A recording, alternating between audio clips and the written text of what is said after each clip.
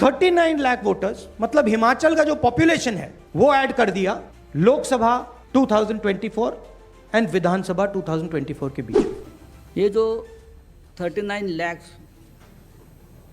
Vote कहाँ से आए और कहाँ जाएंगे? अब ये 39 लाख वोट बिहार में जाएंगे। अब वो फ्लोटिंग वोट्स है, वही नाम रहेंगे, वही आधार कार्ड रहेगा, सब कुछ यही है। वो वोटर्स घूमते रहते हैं, थोड़े दिल्ली में आए हैं, महाराष्ट्र पैटर्न वहाँ भी हमने देखा, कल हम दिन भर थे, 2 दिन यहाँ।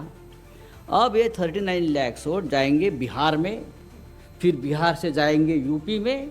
ये एक नया पैटर्न यहाँ बन गया है। आप लोग बागेश्वर बाबा, कुंभ में आईआईटी वाले बाबा, कुत्ते को शेर बनाकर वायरल होने वाली रील को देखने में व्यस्त रहिए। उधर चुनाव आयोग ने खेला कर दिया है। जी हाँ, चुनाव आयोग ने दिल्ली चुनाव में और आगामी जो बिहार में चुनाव होंगे उसको लेकर बड़ा खेला कर दिया है।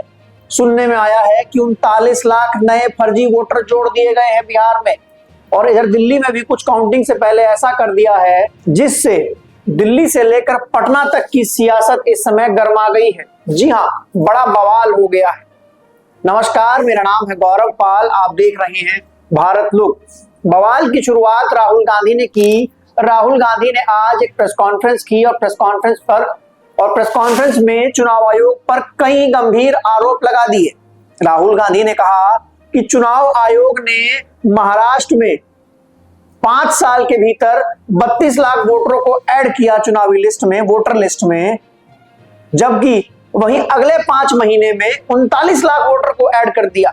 राहुल गांधी ने चुनाव आयोग पर उसकी वोटर लिस्ट में ऐड करने वाली क्षमता को लेकर कई सवाल उठाया। मतलब एक तरीके से ये कह लीजिए कि राहुल गांधी कह रहे हैं कि चुनाव आयोग 2019 से लेकर 2024 तक कामचोर रहा, मात्र 32 लाख वोटों को ऐड कर पाया। लेकिन 2024 लोकसभा चुनाव के बाद जब बीजेपी महाराष्ट्र में हार गई, महाराष्ट्र में जो एनडीए गठबंधन था उसको मात्र 17 सीटें मिली और बीजेपी इंडिया गठबंधन को 30 सीटें मिली। उसके बाद चुनाव आयोग ने बड़ी मुस्तैदी से काम किया और महाराष्ट्र की वोटर लिस्ट में मात्र 5 महीने में 39 लाख नाम जोड़ दिए। अब ये तो बात हुई महाराष्ट्र की, जिसको लेकर कई प्रकार के आरोप राहुल गांधी ने उठाए। लेकिन इसी बात में एक बात और निकल कर आई कि अब ये 39 लाख वोटर कहां जाएंगे। इस बात का जवाब संजय राउत ने दिया। जी हां, एनसीपी के संजय राउत ने बताया कि महाराष्ट्र में चुनाव हो गया है, अब ये 39 लाख वोटर बिहार जाने वाले हैं। इनमें से कुछ दिल्ली भी आए हैं, तो बिहार में 2025 के नवंबर तक चुनाव हो जाएंगे। और ऐसा अनुमान लगाया है संजय राउत ने, ऐसे आरोप लगाए हैं कि बिहार में चुनाव से पहले ये 39 लाख वोटर जोड़े जाएंगे। अभी 39 लाख वोटर किसको वोट करेंगे? अब राहुल गांधी की माने तो महाराष्ट्र में इन 39 लाख वोटरों ने भाजपा को वोट किया। राहुल गांधी का कहना है कि हमारा वोट कम नहीं हुआ, हमारा वोट तो उतना ही था जितना कि लोकसभा चुनाव में था। उस हिसाब से तो हम लोग जीतने चाहिए थे, लेकिन जितना भी वोट ये ऐड हुआ सब भाजपा को मिल गया। मतलब एक तरीके से राहुल गांधी ने ये कहा कि चुनाव आयोग ने भाजपा को जिताने के लिए महाराष्ट्र में नए वोटरों को ऐड किया और उन सब लोगों ने बीजेपी को वोट कर दिया। मतलब ये आरोप चुनाव आयोग पर राहुल गांधी ने लगाया। लेकिन अब संजय राउत कह रहे हैं कि यही 39 लाख वोटर अब बिहार में जाएगा और बिहार की वोटर लिस्ट में ऐड हो जाएगा। तो बड़ा सवाल ये उठता है कि ये 39 लाख वोटर वोट किसको देगा? भाई जेडीयू को देगा, आरजेडी को देगा, बीजेपी को देगा, चिराग पासवान को देगा, किसको देगा? या कांग्रेस को देगा? तो अगर हम बात करें राहुल गांधी वाले पैटर्न की, तो उससे साफ पता लगता है कि अगर ऐसा होता है, उनके आरोप अगर सच होते हैं, तो ये वोटर तो फिर भाजपा को वोट देगा, तो वहां पर भी भाजपा जीत जाएगी। आप लोग रील देखने में व्यस्त रहिए, आप लोग आईआईटी वाले बाबा का प्रवचन सुनिए, कुत्ता बना शेर वाला रील देखिए। इधर चुनाव आयोग बड़ा खेला कर चुका है।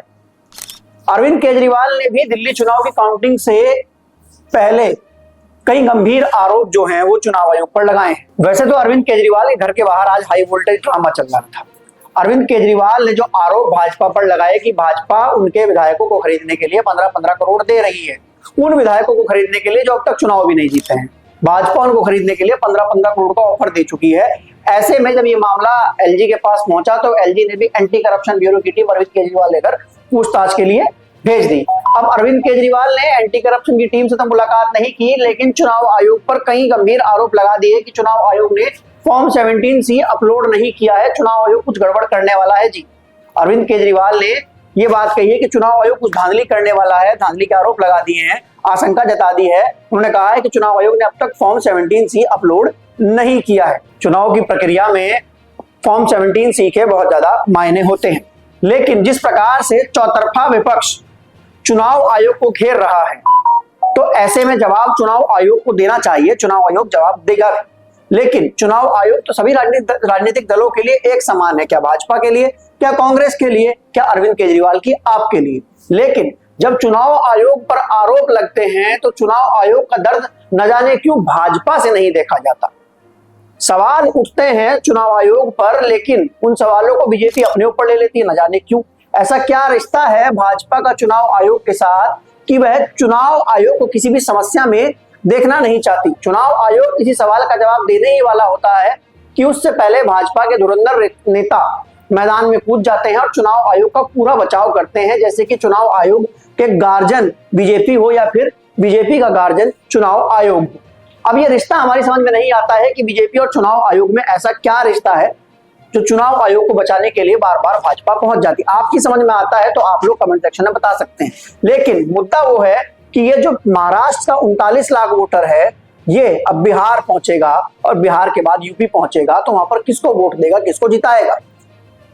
और क्या जो आरोप राहुल गांधी ने लगाए हैं, जो आरोप संजय राउत ने लगाए हैं, क्या वो इस आरोप को सिद्ध कर पाएंगे। हालांकि राहुल गांधी ने कहा है कि हमको 39 लाख वोटरों की पूरी लिस्ट चाहिए, तो वहीं दूसरी ओर बीजेपी और चुनाव आयोग की ओर से कहा गया है, खासकर बीजेपी की ओर से कहा गया है कि वोटर लिस्ट तो सबको उपलब्ध होती है, आप वहां से ले लीजिए। राहुल गांधी कह रहे हैं कि हमको सिर्फ उन 39 न्यू एडेड वोटर्स का एक डाटा चाहिए जो कंबाइन करके चुनाव आयोग हमको दे, अगर नहीं देगा तो हम लोग कोर्ट जाएंगे। अब यहाँ फिर दोबारा जब चुनाव आयोग पर सवाल हुए, फिर भाजपा ने बीच में टांग अड़ाई। तो आपको क्या लगता है, क्या भाजपा और चुनाव आयोग में कोई रिश्ता है? अगर है तो क्या है, उसको लिखकर आप कमेंट सेक्शन में बता सकते हैं। बाकी ज्ञान जो है वो खत्म हुआ, अब आप लोग रील्स देख सकते हैं। धन्यवाद, नमस्कार।